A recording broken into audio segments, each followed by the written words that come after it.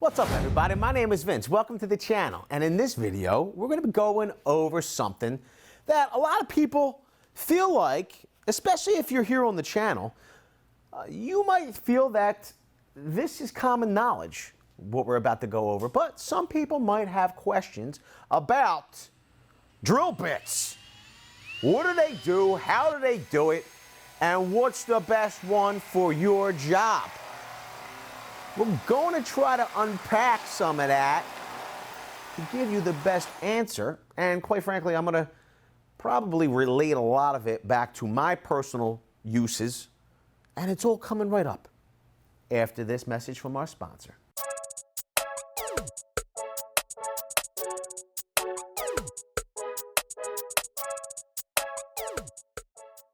We might start with some traditional twist bits. These are a 135-degree split point bit. And what does that mean? That means this is a general purpose drill bit. You can cut almost anything with this. These are gold oxide.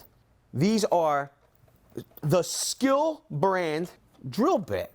The funny part is that it almost seems as though whoever makes these for Skill also makes the same drill bits for Bosch, and they just put a different name on them. So that's a little info you might not have known if you're looking at these drill bits. They seem to be pretty good, and it's a nice metal case, and they're nice drill bits. Now, the 135-degree split point helps to keep the bit from walking. So let me give you an example here. If you're going to be drilling things like metal, you're probably going to want to put a little witness mark with a punch to get you started. Now, even once you have that witness mark, because you're drilling into hard steel, if you didn't have that 135-degree split point, the bit will have more of a tendency to what's called walk. The bigger the drill bit, the more tendency for it to walk. Now, even though these are 135-degree bits, it may walk a little bit. If you were to use this drill bit to drill wood, and you could use it to drill wood, right? Because of this fluted design, the way it works, okay, and the material, the soft material, twist bits are designed for fast drilling in wood. So you would want to turn your drill on speed 2, and that would allow you to, number one, drill into the material. And what helps facilitate drilling into the material is the ejection of the wood chips. So the more speed that you can get into the drill bit, it helps eject those wood chips out of the hole and allows you to keep going forward.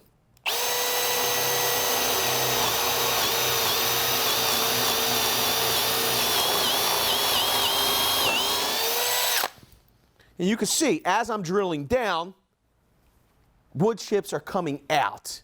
If we were going to, and we can, use this to drill metal, you'll see that even though we have that 135-degree split point, we're going to put a little bit of oil down on here to help keep the blade or the bit cool, okay? It's not cutting oil, it's just to keep the blade cool. We're going to put this down, and we're going to change the speed of the drill bit, or I'm sorry, the drill into speed 2. Now, we're going to put down pressure, moderate pressure, onto the material and the drill, and we're going to start out. Now, you're going to see that we literally, because of that 135-degree split point, we got very little walking. Okay, it's not an elongated circle here. That would indicate walking. Now, just to confirm that, what we can do is, we're going to put down a little silver mark, just so it's easily visible. We're going to drop some oil on top of it, just to keep the bit cool.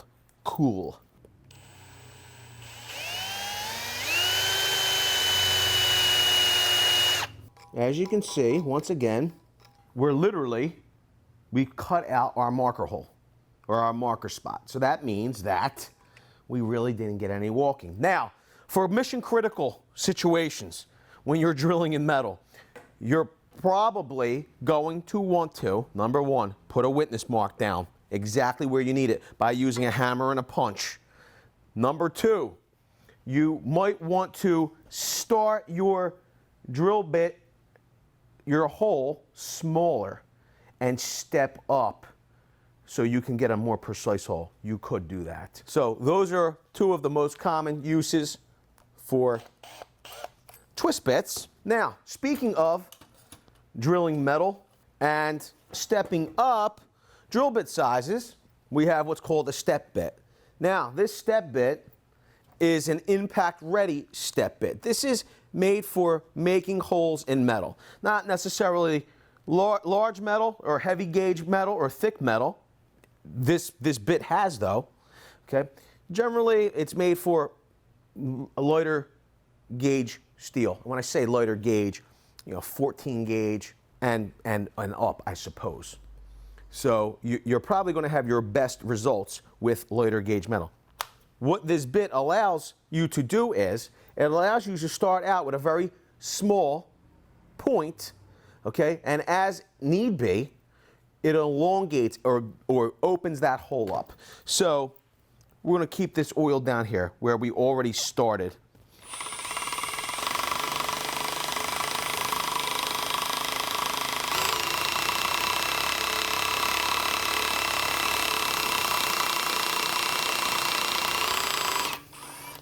As we drill through the steel, each step gets progressively wider and wider, and we open up our hole. Hence, the word step bit. You can see it. We got 1, 2 steps in here. If you come and take a look at this hole, you'll see that we opened up our hole. You can see the different stepping. Now, the reason you're not going to want to use a step bit in heavy, thick metal like this, and we're just doing it to demonstrate, is because you're going to be left with those steps in the metal. It won't be a hole that's straight through. So for light metal, you can use a step bit. For heavy gauge metal, you're going to want to use a twist bit, a cobalt twist bit, something very hard that's made specifically for cutting, drilling metal. As we move down the line, we have some different drill bits. Now, this is a Bosch Daredevil drill bit. This is a fast cutting drill bit, okay? This is a self-feeding drill bit.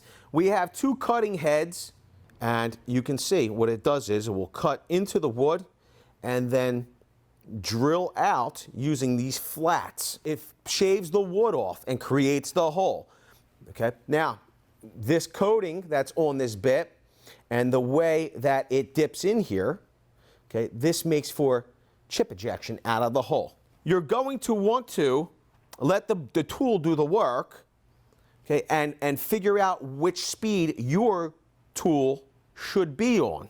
Now, this is a pretty powerful drill. We could probably put it in speed 2. This drill bit's going to feed itself. It's going to pull this drill down into the material.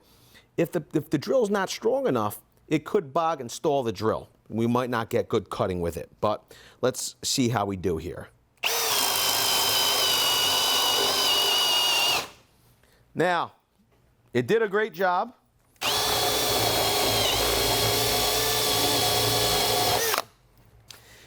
And it left a fairly clean hole. Very fast drilling. If you needed even faster drilling, we have another style of self-feeding bit.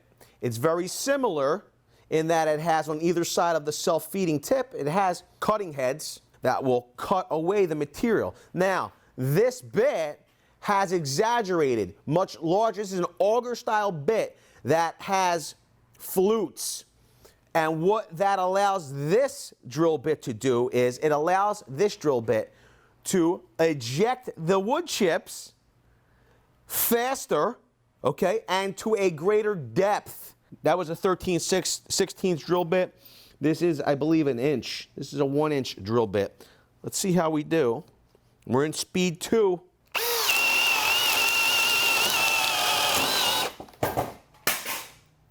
Did a good job. It was fast. Very, very fast. God, good Lord. Self-feeding drill bits are very, very fast. and are very quick at moving a lot of wood, a lot of material, self-feeding bits are probably not the best choice if you're going to be cutting through mission-critical material, like if you're making holes in cabinetry, the back of cabinetry. And why is that? Because they're self-feeding, they pull the bit through the material very quickly and rapidly. And what happens is that you're going to get tear out. Now, I'm gonna do my best to demonstrate what tear out is. We'll start first with the Bosch Daredevil bit. We're gonna go on speed 1, and to illustrate best, okay, instead of going down through the material, I'm gonna come up through the material, okay? And I'm just going to apply minimum amount of pressure. I'm gonna let the tool do the job, and I'm gonna let the self-feeding bit drag itself, pull itself through the material. Okay. See how we have chipping around the hole here? If this is going to be a finished hole, okay, it might not be acceptable. And if this is a finished panel, you know, this chipping could spread all the way out. It's just not very desirable. It's not just a product of that Bosch bit. We're going to use the Milwaukee self-feeding bit as well. It's just the nature of self-feeding bits. Okay, you could see the tear out. We'll put it in speed 1 now. Just slow it down a little bit.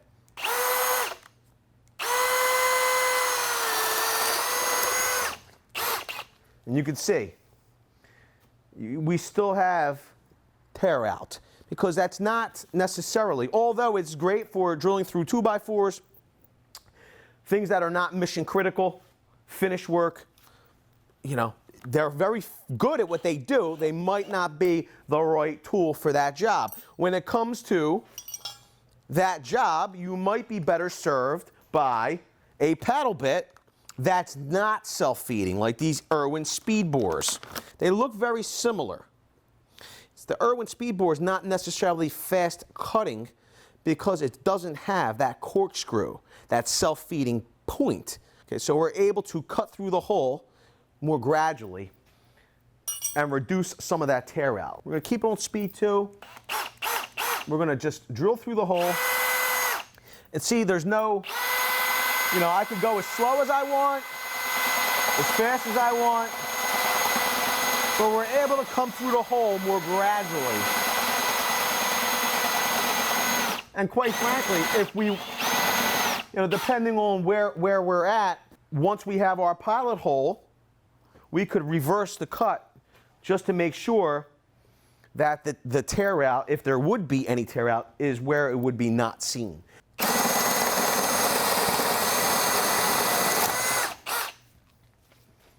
So we still have some tear out, but far less. Because we're not self-feeding, if we came through the other side, we're not dragging this drill bit through the material.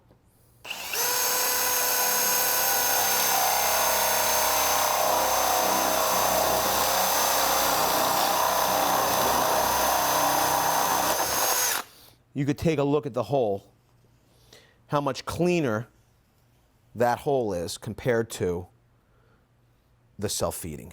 Much cleaner.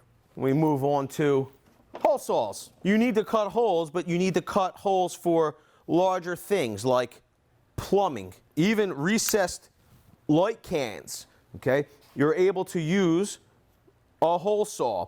It's comprised of, this would be the hole saw. They come all different sizes, a lot of different sizes. Not all different sizes, I suppose, but a lot of different sizes.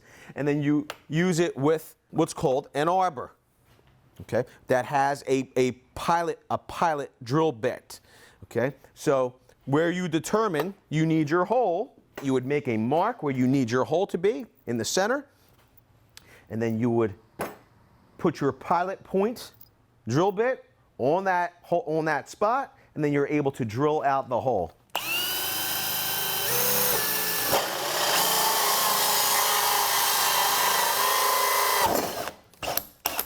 Okay, so you can see that it cut through our material rapidly. Okay, we did get a little bit of tear out. That's not the flaw, though. The flaw is that it's not fluted in any way. So you're left with a plug, or the material that you've cut out in your hole saw, okay? So you have to get this out. And sometimes it could really be jammed in there. You need to get a screwdriver, pry it out. Now, is it a big deal? No, it's just part of using a hole saw kit. I will say that there are some solutions out there. They're very similar to a Forstner style drill bit that would eject the wood instead of creating a plug in a larger size like a hole saw. You're able to get a Forstner style bit. They have Forstner style bits now that have replaceable cutting edges. They are much more expensive than a hole saw kit or a hole saw style drill bit. But what's so great about a Forstner style bit? Well, this is a 1-inch bit. This is a Freud. This bit is used to cut holes in oak stair rail to put the rail bolts in. So we need something that's going to create minimal tear out, very clean holes, and that's what a Forstner bit is known to do. Now, we're going to be demonstrating this on plywood. This is not oak, but you'll see that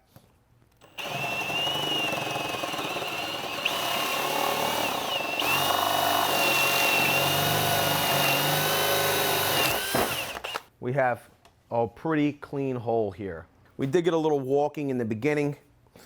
One of the differences is that even though we do have a point here in the center, the cutting edges are here on the sides.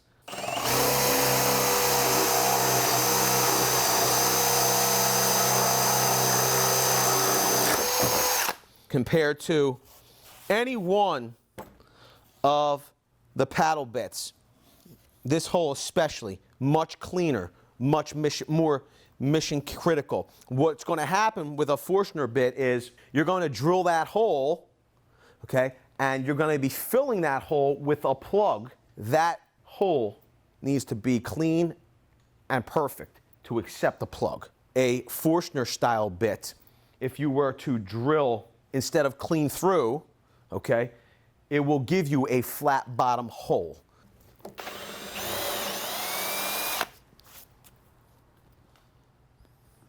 And the final drill bit that I want to go over today is, this is another Bosch Daredevil product.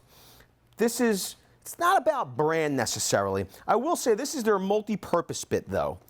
And we've done a full video on this bit because we thought so much of it. You can go and check that out over here. Although this is a multi-purpose bit, you could drill things like, I believe you could do tile, PVC. This will even drill through wood, light metal.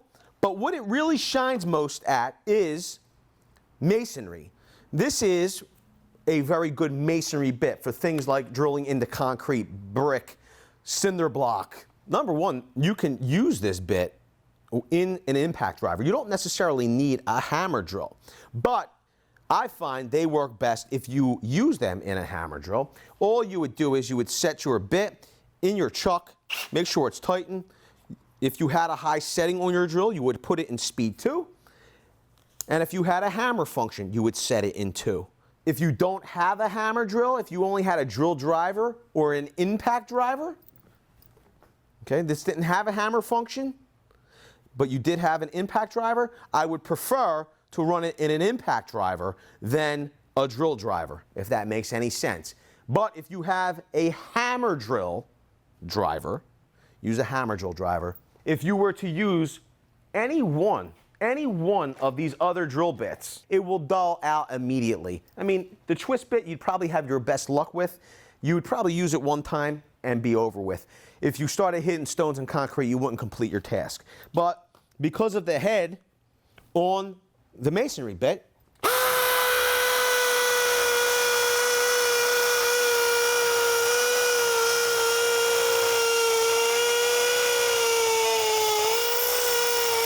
I wanted to leave that bit in there so you can see how quickly and precisely we could drill that hole in masonry through stones. It's pretty unreal. So we're able to use a hammer drill, tons and tons of impacting energy, this drill bit to drill a hole so that we can maybe screw fasteners into this hole.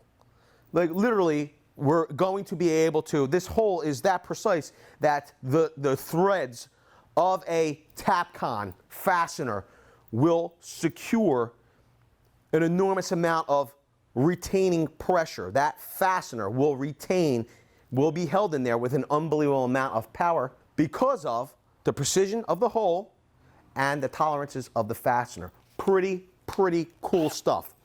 I'm sure we're going to have some kind of engineer come on and correct what I meant. The shear, yes, the pull-out force, not shear strength.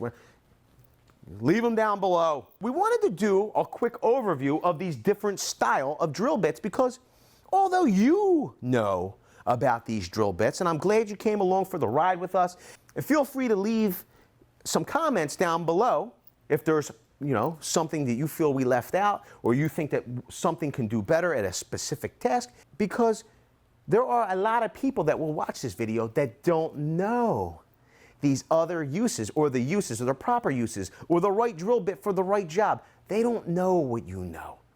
And we have a great big community here of people that want to learn, and we have a great big community of people that want to help people learn. So that's why we did this video, so we could bring those people together. And if you like bringing people together so some people can teach, so some people can learn, then smash the like button. Also, if it's your first time here, you're not already, get subscribed and tap the bell. Why do you want to tap the bell? Because on occasion, we will do emergency tool deal videos. Every once in a while, there'll be an amazing deal on things like, I don't know, Gen 3 hammer drills from Milwaukee. Some of those deals only last a matter of minutes. People have saved thousands of dollars on our emergency tool deal videos. Don't spend more than you have to. Tap the bell, get subscribed. With that, I want to say I appreciate each and every one of you being here. Thanks a lot, everybody. I hope you enjoyed the video. We'll see you on the next one. Video's over, but I know you want more. So this is how you're going to get it. First thing you need to do is pretend you're this guy. And you're here at the birthplace of freedom. Now ring that bell like it's 1776 and let all notifications through. What? You're not subscribed yet? Well, smash this button here. After that, watch this video here, and maybe over here. See you later.